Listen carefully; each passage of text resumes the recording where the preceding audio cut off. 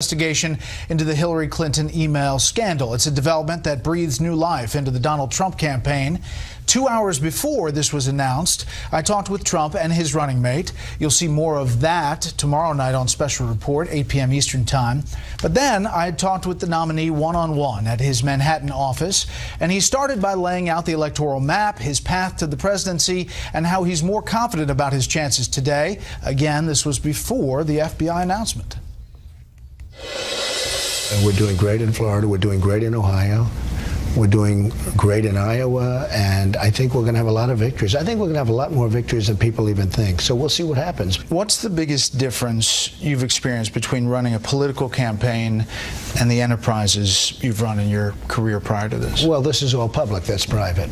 I used to get great press. Now I get the world's worst press. I mean, no matter how well you do. I will say this. I used to get great publicity. Now I get record-setting publicity, but most of it is bad. Running of the campaign, I mean, you've raised a lot of money, but now, according to the FEC, you have $16 million left on hand in your campaign coffers. Hillary Clinton has $62 million in cash reserves.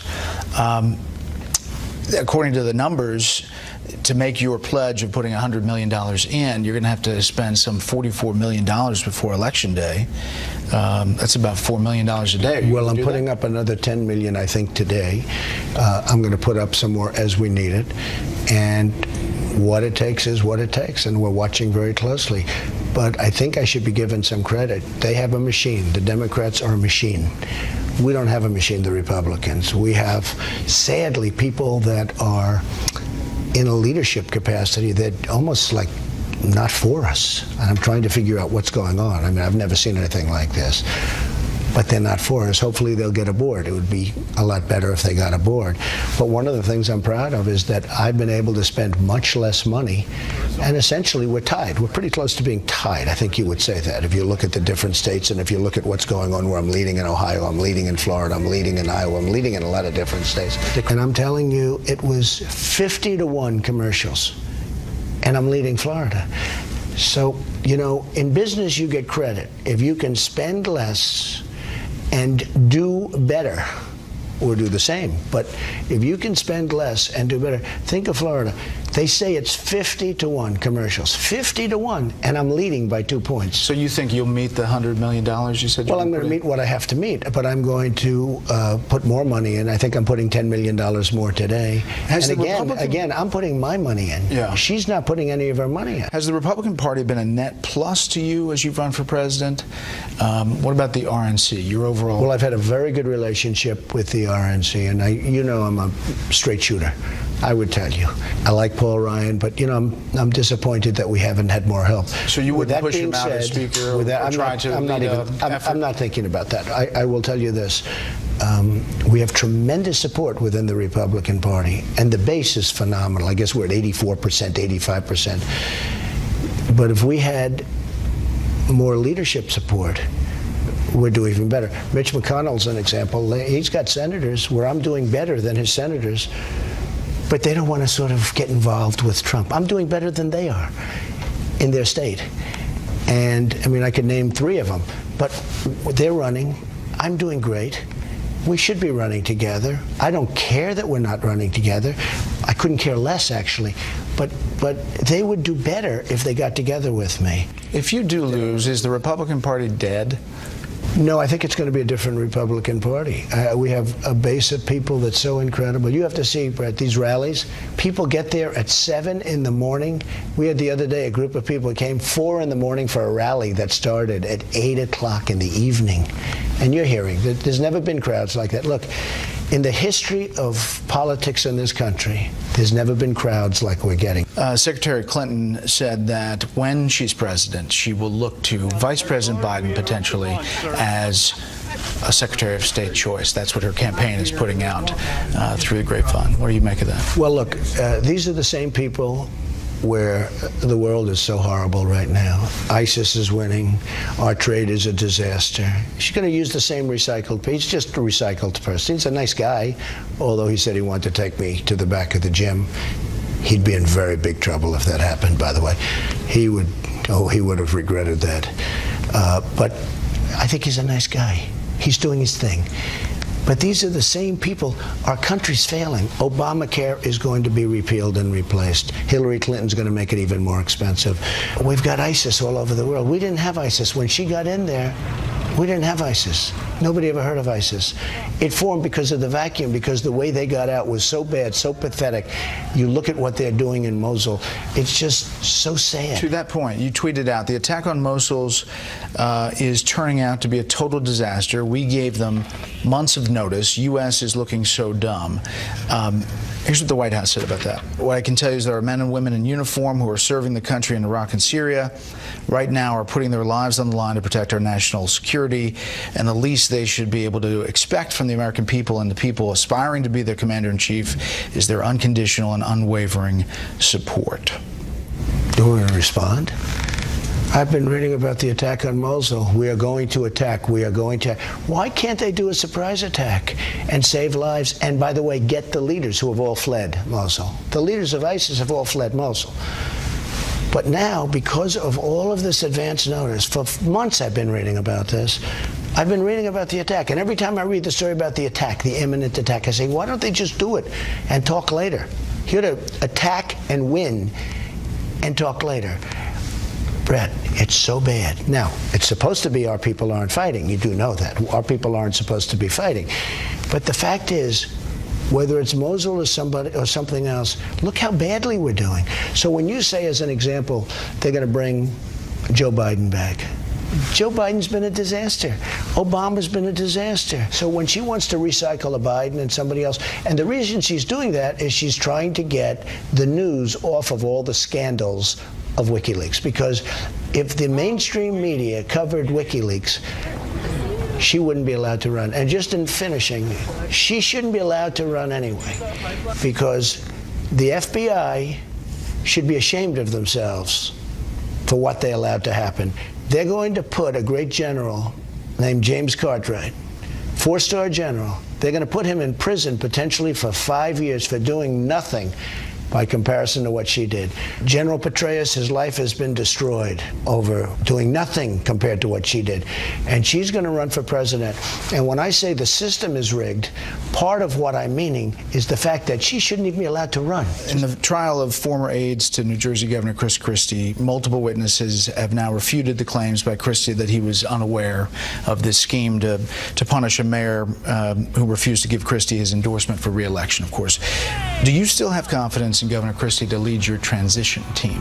Well, I have great confidence in him. I have not been following the trial. I don't know really. But back in the primary, you said he knew. But no, I just don't. I mean, look, I haven't been following the trial. The trial is almost over. It'll be interesting to see what happens. But I do like him very much, and I do have confidence in him, and I hope it all works out well for him. I realize you're confident on victory. On the other hand, if you do lose, what does Donald Trump do? Does he lead a movement? Does he go back to business? I can tell you, this has been one of the most incredible parts of my life. I mean, there's never been anything like this. Your friend O'Reilly said the greatest political phenomena of his lifetime. Well, we've never seen an election like this. No, there's never been. I mean, you take a guy like Pat Buchanan, who I really like. He did well in New Hampshire, and he's been famous for many years, right? And, you know, I've won 42 states. I got the most votes in the history of the Republican primary system. And most importantly, you look at the movement where they talk stampede. We can't have any more people, sir, because of stampede. They've never used those terms before, stampede. And I tell you, I am so honored by the response. These are great people. The thing I hate is that these people are so smart. They love this country so much. They have been mistreated by politicians and their stupid decisions. Their jobs have been taken away. Their jobs have been taken away like candy from a baby. And they don't understand it because they are smart. They say, how can a thing like this be allowed to happen where our businesses are fleeing our country and going to other countries, and they're making product and just selling it back into the country, and we end up with the drugs and the unemployment. And these other countries end up with everything else. So to be continued. I really think it is such a hard question because I love these people. These people are amazing people. These are the people that built this country. These are amazing people. So I would say that I will give you that answer maybe on the 9th, but I think what's going to happen, I think you're going to have an upset, if you call it an upset, because as you know, we're doing very well in the polls. We're doing very, very well, leading Florida. I mean, we're doing very well. What I love is the lines in Florida at the booths are sometimes 4 blocks long. There used to be 2 people in a room and everybody falling asleep. Like Hillary, she goes home, she falls asleep. We will see what happens, but I'll tell you, I have the greatest supporters on earth. These are amazing people. Mr. Trump, thanks for the time. Thank you very much. Late today, Vice President Biden said he will not be Secretary of State in the Hillary Clinton administration. Biden was responding to that published speculation about a role in the cabinet potentially if Hillary Clinton wins. We mentioned that in the interview. He said this afternoon, quote, "I have no intention of staying involved. I have a lot of things to do, but I'll help her if I can in any way I can." Again, you'll see more of that interview tomorrow with Mike Pence and Donald Trump. Next up, we'll talk about that sit-down with the All-Star panel and the breaking developments today with the FBI announcement after this.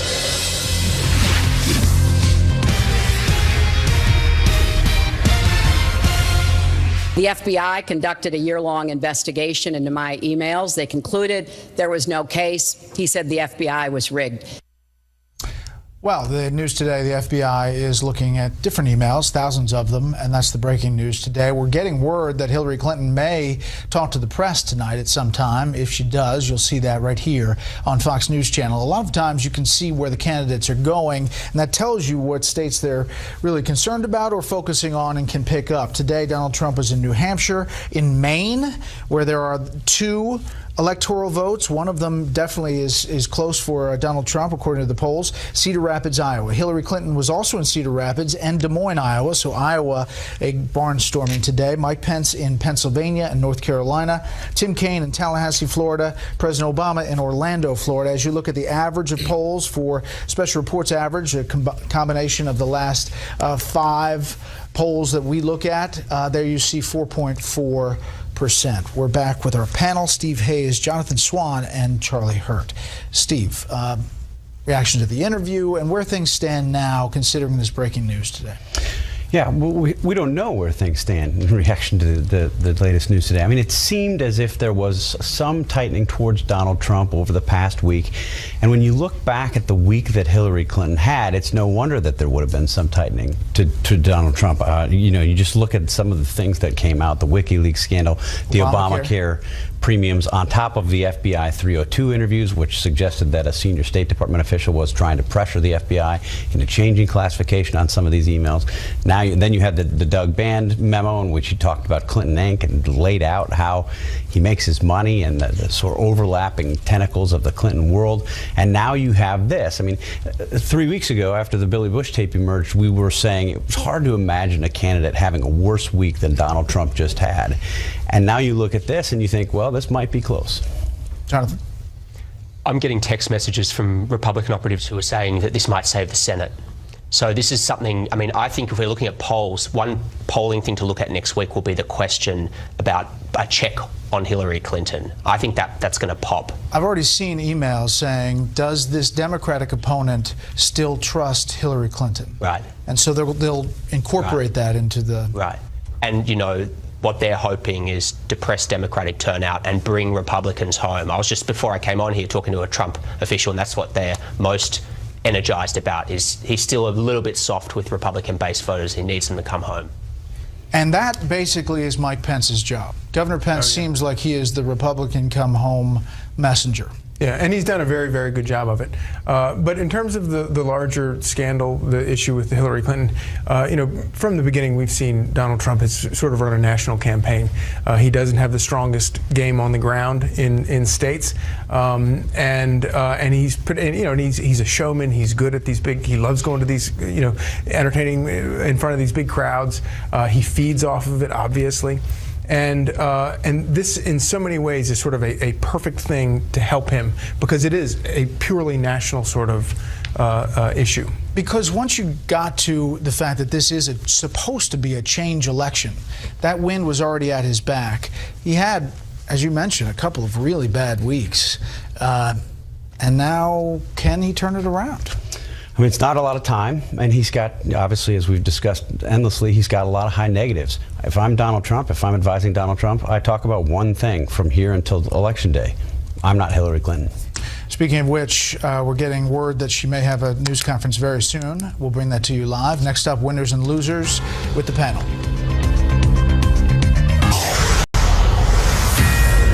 This is a Fox News Alert. You're looking live at Des Moines, Iowa. We're told just a few minutes away from Hillary Clinton and a news conference that you'll see here right on Fox. She's going to address, likely, this new announcement by the FBI that these emails are going to be looked at, thousands of them. We will bring it to you live. We'll keep it live. If she comes up, we'll toss to her here in Des Moines. Meantime, the panel wrapping up the week, winners and losers. All right, Steve. My loser is Anthony Weiner, because he's Anthony Weiner. My winner is the most isolated man in the world, who lives alone in the jungles of the Amazon in Brazil in a small hut. He has no contact with other humans. He eats off the land. He has no knowledge of the outside world and therefore knows nothing about Anthony Weiner, Hillary Clinton, Billy Bush,